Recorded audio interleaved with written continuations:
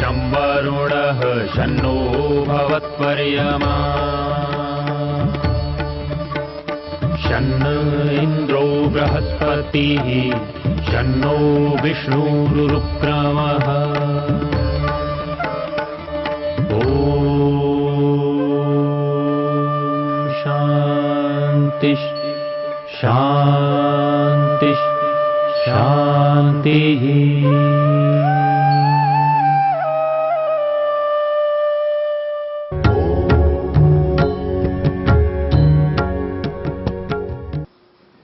सबका पालन करने वाला परमात्मा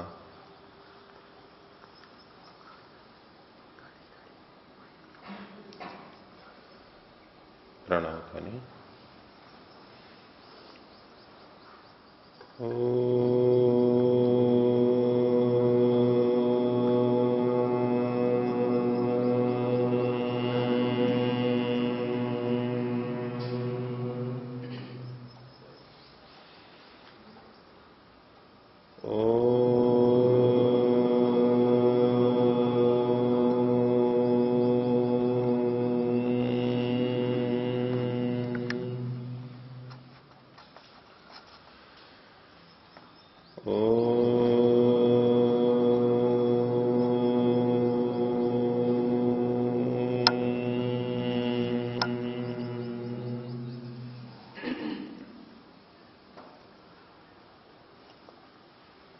धर्म प्रेमी सज्जनों,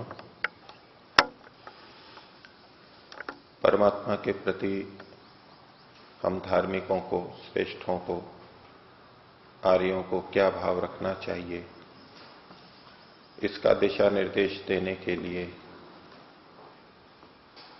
आज के इस मंत्र को भी महर्षि दयानंद ने आर्याभिविनय के द्वितीय प्रकाश में 46वीं संख्या पर रखा है।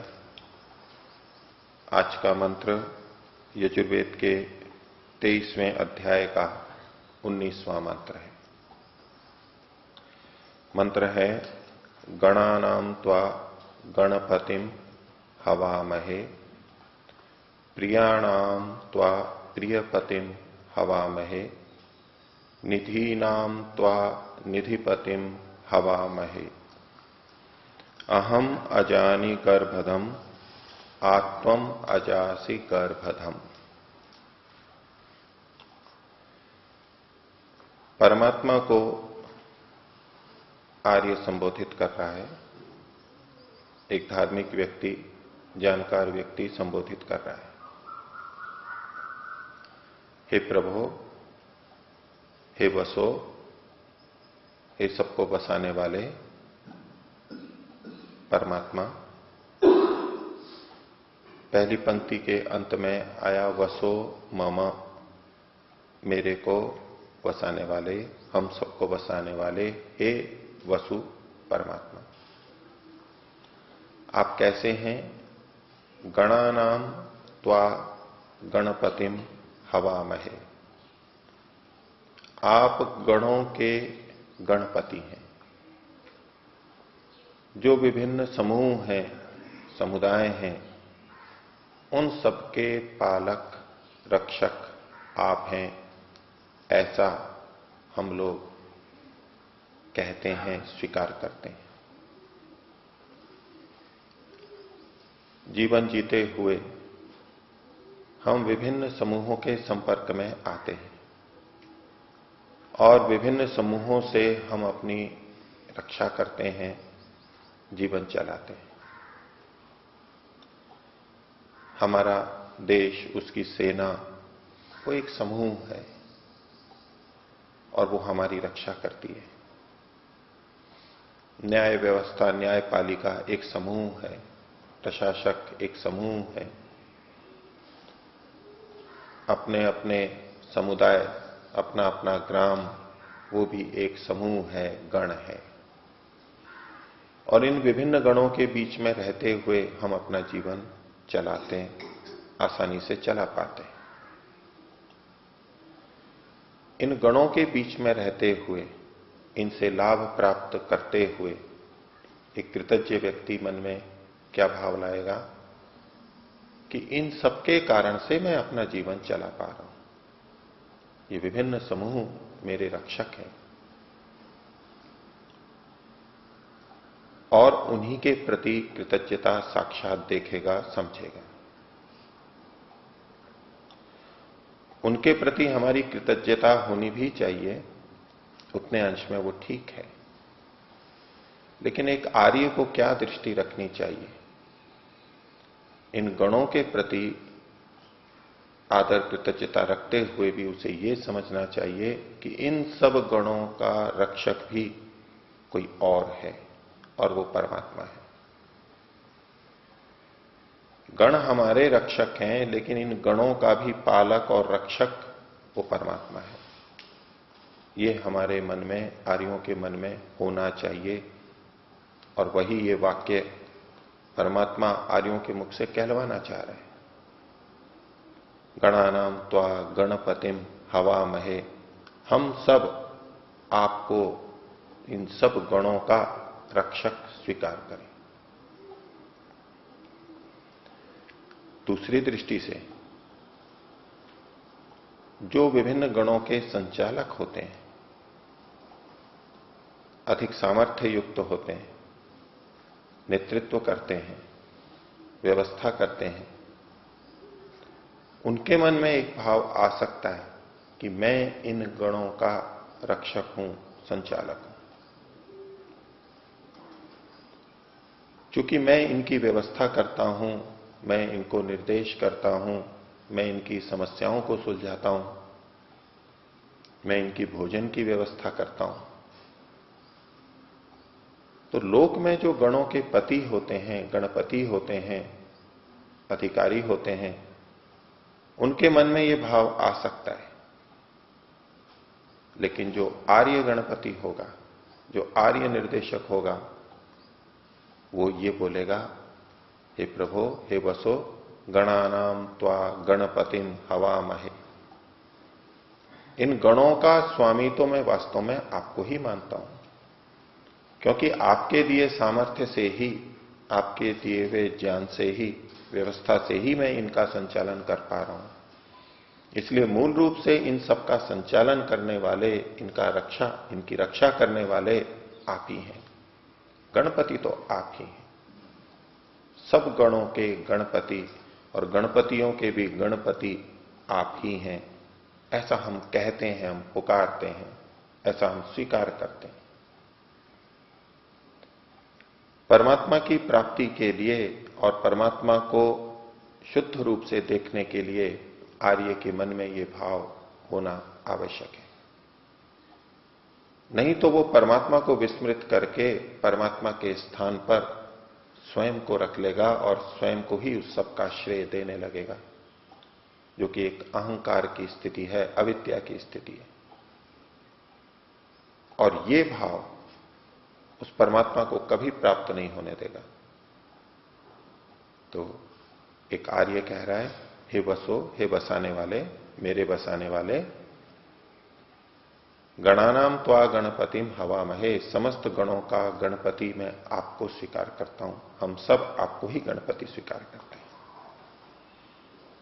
जीवन चलाते हुए हमें और भी चीजें मिलती हैं जो हमारा हित करती हैं, जो हमारे लिए बहुत प्रिय होती है। जो जो वस्तु और जो जो व्यक्ति हमारा हित करते हैं, हमें वो प्रिय लगते हैं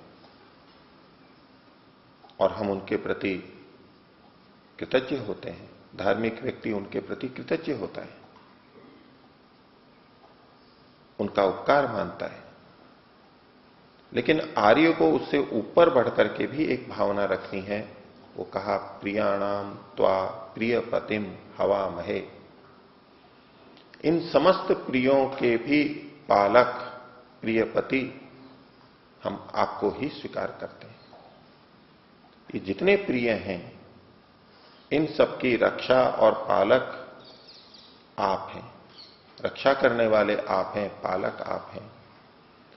यदि आप इनकी रक्षा न करें, व्यवस्था न करें, तो ये मेरा प्रिय हिताचरण नहीं कर सकते, ये मेरे प्रिय नहीं बन सकते। इसलिए इनके पीछे भी आप ही विद्यमान हैं।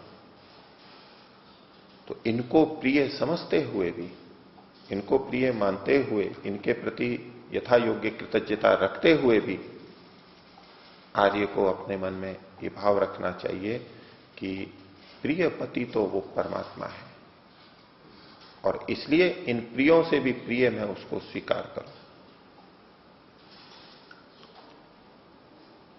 दूसरे ढंग से देखेंगे तो हमारे बहुत से प्रिय व्यक्ति होते हैं, प्रिय वस्तुएं होती हैं। हमारे मन में ये भाव आ सकता है कि चूंकि मैं इनके प्रति अच्छा व्यवहार कर रहा हूं, इनका हित कर रहा हूं, इसलिए ये मेरे प्रिय बने हुए हैं, ये मेरा भी हित करते हैं, मेरे से प्रेम से बोलते हैं, मेरे से अच्छा व्यवहार करते हैं। मैं चूंकि इनसे अच्छा व्यवहार कर रहा हूं, इसलिए ये मेरे से अच्छा व्यवहार कर रहे हैं। तो ये जो जितने प्रिय मैंने इकट्ठे किए हैं, समर्थक मेरे हैं, मेरे लिए मरने को तैयार हैं, आपत्ति काल में मेरी सहायता के लिए तैयार हैं, जिन्हें मैं अपना आश्रय समझता हूं, वो मेरे कारण से है। मेरा व्यवहार ऐसा अच्छा है इनके साथ। जिनका व्यवहार अच्छा नहीं होता, उनके प्रिय व्यक्ति भी कम होते हैं या नहीं होते। इसलिए इनकी प्रियता का आधार मैं हूं। तो आर्य के मन में क्या भाव आया, आर्य को क्या कथन करना है? तो वेद में कहा, प्रियाणाम त्वा प्रिय पतिम हवामहे। हे प्रभु, तेरे को ही इन सब प्रियों का पालक हम कहते हैं, हम स्वीकार करते हैं, क्योंकि यही वास्तविकता है। हम जो अन्यों के साथ में ठीक व्यवहार कर रहे हैं, उचित व्यवहार कर पा रहे हैं, उसमें आपका बहुत सहयोग है। आपके आश्रय से हम इन सबसे प्रिय व्यवहार कर पा रहे हैं, आपके दिए हुए ज्ञान से, आपके दिए हुई सामर्थ्य से, आपके दिए हुए शरीर से। इसलिए प्रिय पति तो आप ही हैं। जिनको मैं अपना प्रिय बना पाया हूं, उसमें भी आपका श्रेय है, आपका आधार है। इसलिए प्रियाणाम त्वा प्रिय पतिम हवामहे। हमारा आकर्षण एक तो समूहों के साथ में होता है और अपने प्रिय लोगों के साथ में होता है। इनका आश्रय पाकर के हम अपने को आश्वस्त समझते हैं, हम अपने आप को निर्भय समझते हैं। जिसके पास कोई गण ना हो, समूह ना हो, वो अकेला छिटका हुआ अपने आप को अनाथ समझता है। लेकिन गण हो, समूह हो, संघ हो, बहुत आत्मविश्वास होता है, निर्भयता होती है। इसी तरह से प्रिय व्यक्ति और प्रिय वस्तुएं हो तो व्यक्ति बहुत आश्वस्त रहता है, शांत रहता है, निश्चिंत रहता है। तो ये दो बड़े वर्ग यहां पर बताए गए। और तीसरा बड़ा वर्ग कहा, निधि नाम त्वा निधिपतिम हवामहे। व्यक्ति अपनी निधि से, संपत्ति से, संग्रह से भी बहुत आश्वस्त रहता है। जिसके पास धन ना हो, धन की निधि ना हो, तो बेचैन हो जाता है।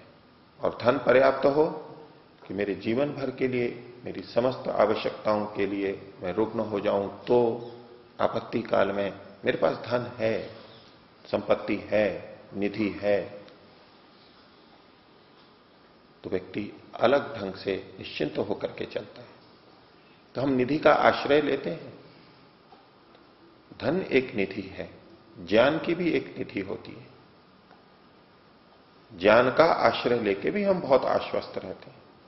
जिनके पास ज्ञान की न्यूनता होती है, वो भी असमंजस में रहते हैं, संदेह में रहते हैं, तड़पते हैं, मेरे को भी ज्ञान प्राप्त हो जाए। बल भी एक निधि है। जिनके पास बल नहीं है, वो आश्वस्त नहीं रह सकते, कठिनाई होती है।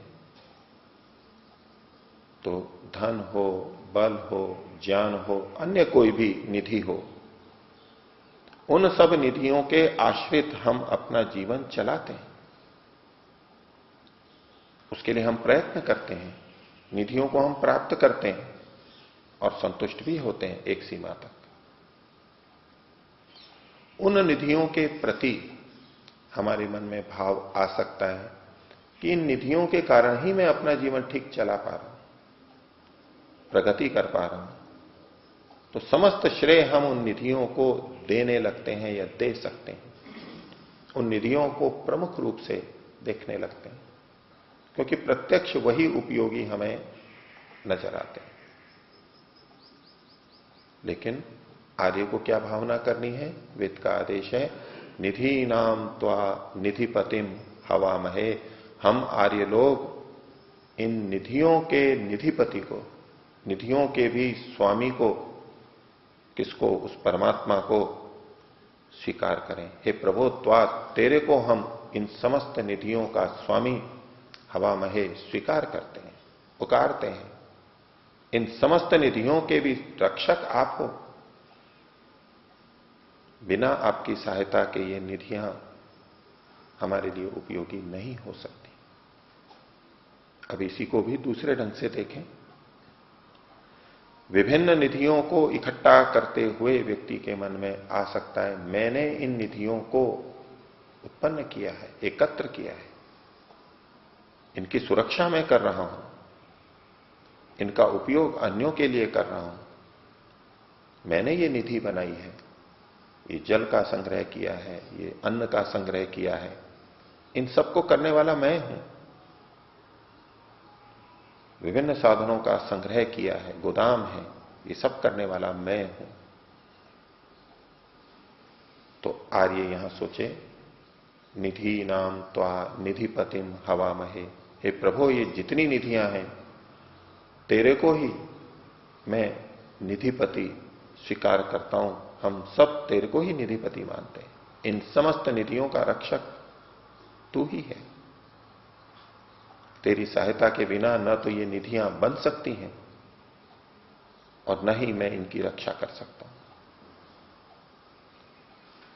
तो परमात्मा को, परमात्मा के उपकार का श्रेय देना, परमात्मा के उपकारों को स्वीकार करना, कृतज्ञता, ये एक बहुत बड़ा गुण है अध्यात्म के लिए, परमात्मा की प्राप्ति के लिए। इसलिए महर्षि दयानंद ने कृतज्ञ व्यक्ति को कठोर शब्द लगते हुए कहा कि वो महामूर्ख है।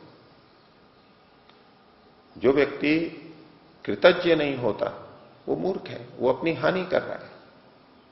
मूर्ख उसे ही कहते हैं जिसे अपने हित अहित का पता नहीं है, और जो कृतज्ञ नहीं है वो मूर्ख ही है। और जो परमात्मा के प्रति कृतज्ञता नहीं रखता है वो तो महामूर्ख है। इतनी कृतज्ञता होते, इतनी कृपा होते हुए, इतने उपकार होते हुए भी जो मनुष्य, जो धार्मिक व्यक्ति परमात्मा के प्रति कृतज्ञता नहीं रखता वो महामूर्ख है। इस प्रथम पंक्ति के अंदर परमात्मा के प्रति हमारी क्या कृतज्ञता होनी चाहिए, परमात्मा को हम किस रूप में स्वीकार करें, उसका एक स्वरूप प्रस्तुत किया गया है।